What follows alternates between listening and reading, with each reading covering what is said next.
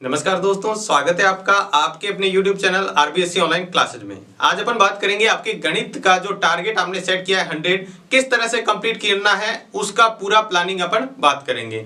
तो देखो, सबसे पहले तो आपको टारगेट ये 100 पूरा करने के लिए आपके अंदर एक जुनून होना चाहिए, एक जोश होना चाहिए कि आप ये टारगेट कंप्लीट कर सकते हैं और खुद पर विश्वास होना चाहिए कि हाँ, हम ये टारगेट पूरा कर सकते हैं। सिर्फ विश्वास के साथ आपको उतनी मेहनत भी करनी पड़ेगी टारगेट पूरा 100 लाने के लिए, क्योंकि बड़ा टारगेट है तो हर कोई आप सोचते हैं कि बड़ा टारगेट इतना आसान नहीं है कि अपन इसको आसानी से हासिल कर सकें। अगर ऐसा ही होता तो फिर हर कोई 100 में से 100 आउट ऑफ ला सकते थे। तो इसी के लिए आपको इस टारगेट तक पहुंचने के लिए दूसरों से कुछ अलग करना पड़ेगा, कुछ बेहतर करना पड़ेगा और कुछ उनसे ज्यादा करना पड़ेगा, तब अपने टारगेट कंप्लीट कर पाएंगे। तो देखते हैं किस तरह की अपने को प्लानिंग करनी है, वो अपन बात करते हैं। तो देखो, सबसे पहले जो बात की जाती है वो मार्किंग देख लेते हैं किस तरह की मार्किंग है। तो सबसे पहले आपको देखो, ये जो प्रश्नावली है 10वीं 11वीं 12वीं 13वीं और 14वीं यानी ज्योमेट्री वाला जो ज्यामिति वाला पार्ट है वो आपके है 20 नंबर का। कितने नंबर का? 20 नंबर का। उसके बाद में ट्रिग्नोमेट्री वाला पार्ट बात करें और निर्देशांक ज्यामिति वाला बात करें, दोनों मिला के 18 नंबर का। तीसरा जो पार्ट है जिसके अंदर क्षेत्रामिति मिलाए और केंद्रीय प्रवृत्ति के माप और सड़क सुरक्षा मिलाकर 24 नंबर का, सबसे सिंपल पार्ट। और उसके बाद में है पहला, ये भी सिंपल पार्ट है, पहली तीसरी चौथी और पांचवी प्रश्नावली जो एक्सरसाइज है वो इसके अंदर है 18 नंबर का। अब देखो, मैंने इस तरह से क्यों लिखा है। सबसे पहले आपका टारगेट 100 है, तो सबसे पहले आपका ये जो टारगेट है, ये जो पार्ट है आपके गणित का, ये आपका पूरी अच्छी तरीके से तैयार होना चाहिए। ये ही टारगेट, ये ही जो पार्ट है वो आपका जो नंबर है सबसे ज्यादा बच्चों को मुश्किल लगता है और आपको उन्हीं से ही क्या करना है, बेहतर करना है और इस पार्ट को इतना स्ट्रॉन्ग कर लेना है कि एक भी नंबर नहीं कटे। अब यहां से देखो, मैं बता रहा हूं, यहाँ पे 10वीं 11वीं और 12वीं इन दोनों में से क्या है, 6 नंबर का सवाल आने के चांसेस रहते हैं। 11वीं और 12वीं में से क्या है, 6 नंबर का सवाल आएगा। आपको पूरी तरीके से तैयार करनी है। 13वीं प्रश्नावली और 10वीं प्रश्नावली बहुत छोटी छोटी प्रश्नावलियां हैं। आपको जो अगर ज्यामिति का बेसिक आपको अच्छी तरह तैयार है, फिर आप सवाल की प्रैक्टिस करेंगे तो आप उसको अच्छी तरह नंबर ला पाएंगे। अब आपको सवाल करते हुए कुछ बातें ध्यान रखनी है, वो पहले इसके नंबर के बाद में पर देखेंगे किन बातों का आपको ध्यान रखना है। उसके बाद 13वीं और 14वीं प्रश्नावली में तो आप लोगों को क्या है, सिर्फ चित्र बनाना है, यानी रचना वाली प्रश्नावली है, चित्र बनाए और उसकी रचना लिखें तो अपने 3 या 4 नंबर का सवाल इसके अंदर आ जाएगा। इसमें से देखो 3 या 4 नंबर का सवाल आएगा, इसी तरह इसमें से और इसमें से इस तरह के 3 या 4 नंबर के सवाल आएंगे। तो इस तरह से मिला के ये टोटल हो सकता है कि इसमें से 3 का है, किसी में से 2 का, टोटल मिलाकर ये 20 नंबर का हो जाएगा। उसके बाद में सबसे पहले ये पार्ट आपका कंप्लीट करने के बाद में आपको दूसरे पार्ट पर आना है। दूसरे पार्ट में आपको क्या करना है, दूसरे पार्ट में एक्सरसाइज यानी 6 7 8, ये 6 7 8 तो आपको किसकी है, त्रिकोणमिति पर। और इसमें से 7वीं प्रश्नावली फिक्स है कि इसमें से 6 नंबर का सवाल आएगा ही आएगा। और यहां पर 9वीं प्रश्नावली फिक्स है कि इसमें से 6 नंबर का सवाल आएगा ही आएगा। यहां पर देखो, इनमें से दोनों में से कोई एक में से आएगा, या हो सकता है कि 11वीं का दे दे, एक इसका दे दे 12वीं का, दोनों का अथवा में। यहां पर तो फिक्स है कि 7वीं का आएगा ही आएगा और उसके अथवा में भी 7वीं का आएगा। यहां 9वीं का भी फिक्स है, 6 नंबर का सवाल आएगा। ये 7वीं थोड़ी सी आपको मेहनत करने की जरूरत है, त्रिकोणमिति के जो सूत्र है वो अच्छी तरह याद होने चाहिए। 9वीं प्रश्नावली एक ही सूत्र पर आधारित है, दूरी सूत्र, और आप सवाल प्रैक्टिस करेंगे तो मुश्किल से आप पूरी प्रश्नावली में 9.1 प्रश्नावली है, मुश्किल से सवाल देखिए तो 10 से 12 सवाल है परीक्षा में आने लायक, उतने भी नहीं होंगे। अगर आप उसको अच्छे से प्रैक्टिस कर लेते हैं तो ये पूरे 18 नंबर आपके आसानी से आ सकते हैं। तीसरा बात करें, ये जो प्रश्नावली है ये सारी किसके ऊपर बेस है, ये सूत्रों पर बेस है। ये सारी है आपकी सूत्रों पर बेस। अगर आपके सूत्र तैयार हैं तो ये पार्ट तैयार है, अगर सूत्र तैयार नहीं है तो फिर ये पार्ट में आपको दिक्कत कर सकता है। 15वीं प्रश्नावली वृत्त पर, ये मतलब उसके अंदर घन घनाभ, ये बेलन गोला, इसके ऊपर 17वीं प्रश्नावली केंद्रीय प्रवृत्ति के माप, ये आपको तैयार करने हैं। उसके बाद में 18वीं प्रश्नावली प्रायिकता, बहुत ही आसान सी प्रश्नावली, और 19वीं सड़क सुरक्षा 4 नंबर की, बहुत ही आसान सी। गिनती के 2 या 3 सवाल आप अच्छी तरह तैयार कर लेते हैं तो भी इसके 4 नंबर आप आसानी से ला सकते हैं। यहां से आपको पता है 17वीं प्रश्नावली में से फिक्स एक 6 नंबर का सवाल आएगा, आएगा ही आएगा। और सबसे सरल देखी जाए प्रश्नावली जिसमें 6 नंबर आपको लाने आसान है, पहली ये है, दूसरी ये है। इसके बाद में भी और है, जिसे उसके बाद में लास्ट वाला पहली तीसरी दूसरी प्रश्नावली आपकी हटा दी। चौथी प्रश्नावली ग्राफ की जो आपको 6 नंबर दिला सकती है, और 5वीं प्रश्नावली बहुत ही आसान सी, 5.1 या 5.2 ही आपके सिलेबस में, 5.1 तो बहुत ही आसान सी है, उसमें से सवाल आने का 1 नंबर का आएगा तो आएगा, 5.2 में से सवाल आने के चांस है, तो ये आपको 18 नंबर दिला सकती है। ये वाला पार्ट बहुत ही आसान सा पार्ट है, आपको पूरे 24 नंबर दिला सकता है। आपको इसी तरह से तैयार करने हैं। पहले ये भाग तैयार करेंगे आप ज्यामिति वाला, ज्योमेट्री, उसके बाद में ट्रिग्नोमेट्री और कोऑर्डिनेट सिस्टम यानी निर्देशांक ज्यामिति। उसके बाद में आपको ये फॉर्मूले वाले बेस जो प्रश्नावलियां है वो तैयार करनी है, और फर्स्ट में वो प्रश्नावली तैयार करनी है जिसके अंदर वैदिक गणित हो गया, बीज गणित हो गया, ये दोनों आपको तैयार करनी है। तो इस तरीके से आपको तैयार करेंगे तो निश्चित तौर पे आप उसको नंबर ला पाएंगे। अब ये राउंड किए हुए मतलब इसका मतलब क्या है, इनको आपको अच्छी तरह तैयार करना है कि 6 नंबर, पूरे 6 नंबर किस तरह से इसमें से निकालने हैं। तो आप पूरी अच्छी तरीके से तैयार करेंगे और 6 में से 6 नंबर आपको लेके आने हैं। इसके बाद में अपन बात करते हैं सवाल के अंदर आप क्या गलती नहीं करनी है, आपको वो चीजें ध्यान में रखनी है और पूरे नंबर किस तरह से लेने हैं। तो देखो यहां से आपको सवाल किस तरह से करना है। सवाल के अंदर आपको ये ध्यान रखना है, सबसे पहले इस पार्ट की बात करें तो आपको जो चीज दे रखी है सवाल में वो अच्छी तरह लिखेंगे, उसके बाद जो सिद्ध करना है वो लिखेंगे या ज्ञात करना है वो लिखेंगे। फिर अगर मान लो उसके अंदर कोई आपने एक्स्ट्रा ऐड किया है जिसको अपन रचना के अंदर लिखेंगे, और फिर सवाल को उत्पत्ति लिखेंगे यानी उसको हल करने का तरीका। ठीक है, तो ये पूरी चीजें आप लिखेंगे और साइड में जो भी आप सूत्र यूज करते हो जहां पर एकांतर कोण बराबर हुए या किसी भी तरीके से बराबर हुए वो पीछे ब्रैकेट में आपको जरूर लिखना है। ये सवाल करने का सही तरीका होता है। उसके बाद में आते हैं ट्रिग्नोमेट्री पे। यहां पे क्या है ट्रिग्नोमेट्री में, और इसमें सवाल बहुत ही देखो सारे के सारे सवाल इसमें भी क्या है, सूत्र बेस है। तो आपको यहाँ छठी प्रश्नावली पूरी सारणी बेस है, तो सारणी आपको अच्छी तरह आनी चाहिए। 7वीं प्रश्नावली 7.1 की पूरी की पूरी ट्रिग्नोमेट्री के जो सूत्र हैं उनके ऊपर आधारित है। तो सवाल के अंदर जो भी सूत्र काम में आ रहा है पीछे आप उसी के आगे ब्रैकेट में वो सवाल का सूत्र लिख देंगे कि हमने ये सूत्र यहाँ पे यूज किया है। अगर आपको सवाल में 6 में से 6 नंबर पूरे चाहिए तो लास्ट में आपने सिद्ध किया है तो लिखेंगे अतः इति सिद्धम, आप लिखकर उसको ब्रैकेट के अंदर बंद कर देंगे ताकि वो सामने वाला चेक करने वाले पर अच्छा इफेक्ट पड़े, और सूत्र भी लिखे हुए होते हैं उससे अच्छा इफेक्ट पड़ता है कि इसको सारे सूत्र याद है। उसके बाद आता है 15वीं प्रश्नावली। 15वीं प्रश्नावली और 16वीं प्रश्नावली, 17वीं, ये जो भी प्रश्नावलियां हैं इनके ऊपर सूत्र बेस है। जैसे 15वीं प्रश्नावली वर्त की परिधि, वर्त का क्षेत्रफल या परिबद्ध क्षेत्र का क्षेत्रफल, तो आपको सूत्र याद है। पहले आप सूत्र लिखेंगे फिर उसके अंदर मान रखेंगे। पहले जो चीजें दी हुई है जैसे वर्त की त्रिज्या दे रखी है या जो वर्त की परिधि दे रखी है वो चीजें आप पहले लिखेंगे।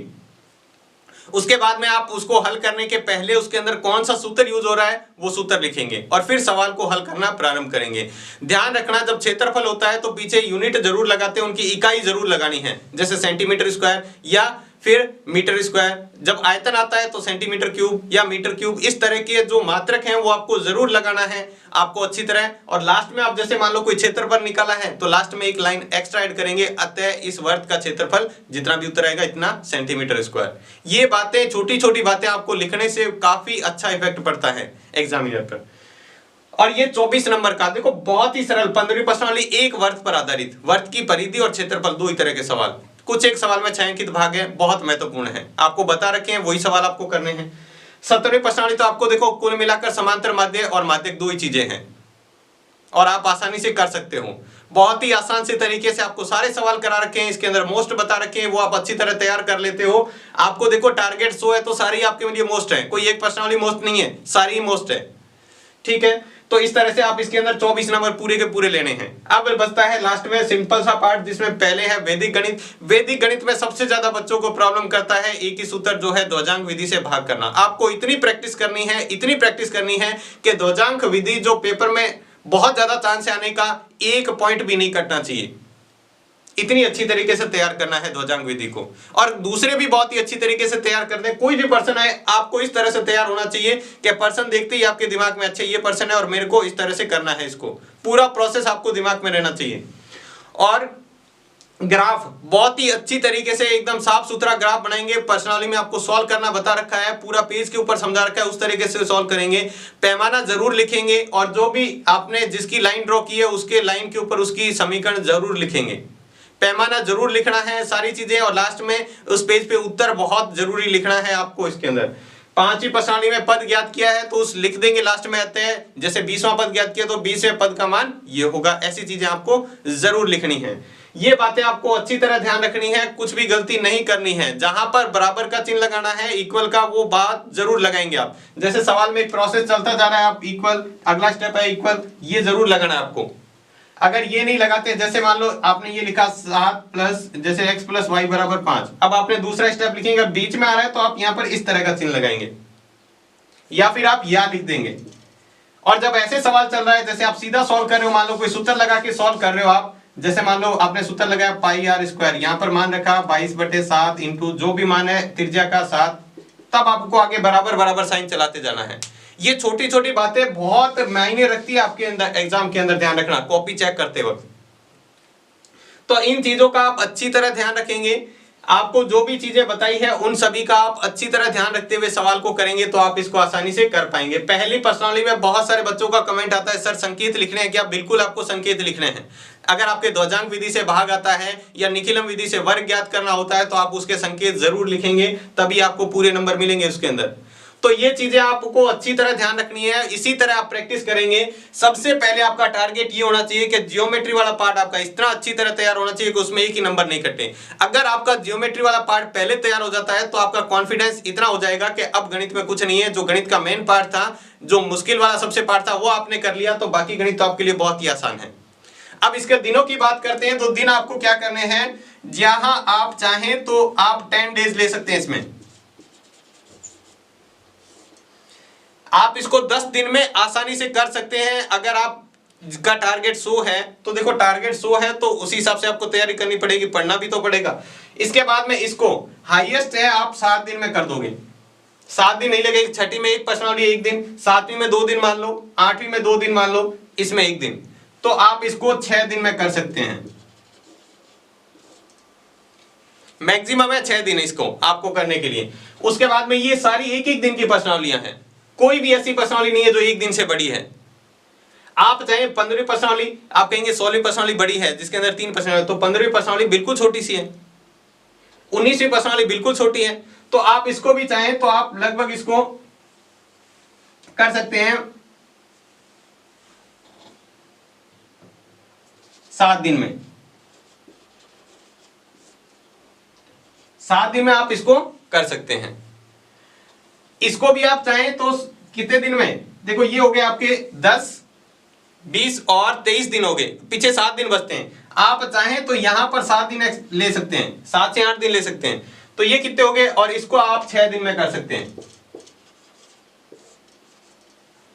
तो ये टोटल कितने डेज का प्लान हुआ, ये 30 डेज का। ये हमने 30 दिन लेके चले हैं कि 30 दिन में आपको गणित तैयार करनी है, तो इस तरीके से आपको तैयार करनी है। अब देखो हो सकता है आप चाहें तो इसमें से कोई सा भी पार्ट आप पहले भी ले सकते हैं। आप चाहते हैं कि नहीं ये पार्ट हमें मुझे पहले करना है तो आप वो कर सकते हैं, आगे पीछे कर सकते हैं, लेकिन आपको प्रॉपर इसी तरीके से तैयार करना है। ये इसलिए क्यों बताया, क्योंकि ये सारी एक ही बेस पर है, ये जियोमेट्री है, यानी आपस में कहीं ना कहीं इनमें रिलेट होता है, रिलेशन होता है, इस वजह से ये साथ में रखेंगे तो आप इसको आसानी से कर पाएंगे। उसके बाद में ये जो 3 प्रश्नावलियां जियोमेट्री ट्रिग्नोमेट्री पर है, यानी त्रिकोणमिति पर है, और त्रिकोणमिति आपस में एक दूसरे से रिलेशन, यानी छठी प्रश्नावली में सारणी काम आएगी, 8वीं में आएगी, और 7वीं में उसी ट्रिग्नोमेट्री के आपको सूत्र काम में आएंगे। ज्योमेट्री वाला एक ही पार्ट है जिसके अंदर एक ही सूत्र पर आधारित है, वो इसके ऊपर रखा है ताकि आप इसको आसानी से कर सको। उसके बाद में है ये सारी सूत्र बेस है, सिर्फ सूत्र बेस प्रश्नावली, यानी आपको यहाँ पर वर्ग की परिधि क्षेत्रफल का सूत्र, यहाँ पर बेलन शंकु, इनका शंकु का नहीं करना है आपको, बेलन का, घन का, घनाभ का, इनका करना है। 17वीं प्रश्नावली उसका समांतर माध्य और माध्यक का सूत्र, 18वीं प्रश्नावली में प्रायिकता का सूत्र, 19वीं प्रश्नावली में जो सड़क सुरक्षा के 1-2 सूत्र हैं उसके ऊपर आपको सवाल करने हैं। और ये एक वैदिक गणित है, बाकी ये बीजगणित के सवाल हैं। तो आपको इसी तरह से प्रश्नावलियां करनी है। आप आगे पीछे कर सकते हैं, आपका कोई पार्ट अच्छी तरह तैयार है तो उसको आप कम दिन में ले सकते हैं, जो आपका कमजोर है उसको ज्यादा दिन में कर सकते हैं, लेकिन टारगेट आपका 30 दिन है तो 30 दिन में आपका कंप्लीट होना चाहिए और बहुत ही अच्छी तरीके से तैयारी करनी है। देखो अगर आपका टारगेट 100 है तो टारगेट 100 कोई मतलब बहुत ही आसान सी बात नहीं है, लेकिन बहुत बड़ी बात भी नहीं है। इसके लिए सबसे पहले आपको खुद पर विश्वास होना चाहिए। अगर आपको विश्वास है कि मैं इतना कर सकता हूं तो आप जरूर कर सकते हैं। और दूसरी बात, अगर आप कर सकते हैं तो उसके अनुसार आपको मेहनत भी करनी पड़ेगी, क्योंकि आपको पता है कि टारगेट 100 छोटा नहीं है और इतना आसान भी नहीं है। अगर इतना आसान होता तो फिर आज हर बच्चा वो टारगेट 100 ला सकता था। अगर आपने ये सोचा है टारगेट 100 लाने का, तो सबसे पहले बड़ी बात तो यही है कि आपने अपने ऊपर, खुद के ऊपर इतना विश्वास रखा है कि आप टारगेट 100 ला सकते हैं, और वास्तव में ला सकते हैं अगर उसके अनुसार आप मेहनत करें। अब मेहनत किस अनुसार करनी है वो आपको पूरा प्लान बता दिया है, तो आपको इसके अनुसार तैयारी करनी है और पूरे 100 में से 100 नंबर लाके बताने हैं। जैसे ही आपके 100 नंबर आते हैं तो आप सबसे पहले हमें जरूर बताएंगे, ताकि हमें भी आपके साथ साथ उतनी खुशी हो कि हमारा जो बताया गया प्लान है वो सही साबित हो रहा है और बच्चे उसके अनुसार उतने ही नंबर ला पा रहे हैं। तो इस वीडियो में बस इतना ही। वीडियो कैसा लगा हमें कमेंट बॉक्स में लिखकर जरूर बताएं। तो आज की वीडियो में बस इतना ही। धन्यवाद।